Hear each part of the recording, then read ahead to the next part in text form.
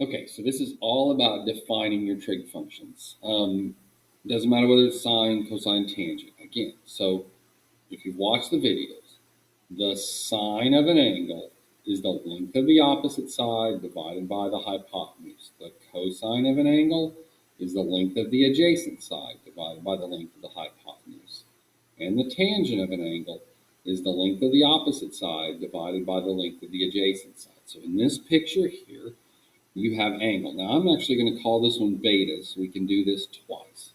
Okay, so we can talk about the sine of alpha. So you go to alpha, sine is opposite over hypotenuse. So you go to alpha and you go, okay, what's the length of the side opposite? Opposite's this way. This is 20. Hypotenuse is the long side, 29. So the sine of alpha would be 20 over 29. The cosine of alpha. 29 is still the bottom. That's the hypotenuse. See, hypotenuse? Now it's the adjacent side. Adjacent side is the side next to. So this is 21.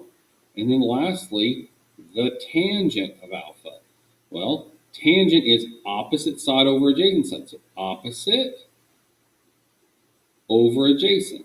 Now, if you do beta, it's going to be very similar numbers, but the perspective changes, okay? So since beta is up here, the opposite side comes down here. So this is 21, and the hypotenuse hasn't changed. That's still 29. The cosine of beta, again, perspective changes. So what's the side that's adjacent? The side adjacent is right here, the leg that's adjacent.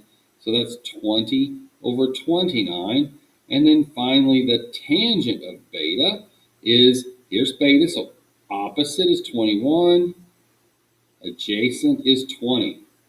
Just applying the definitions of your trig functions.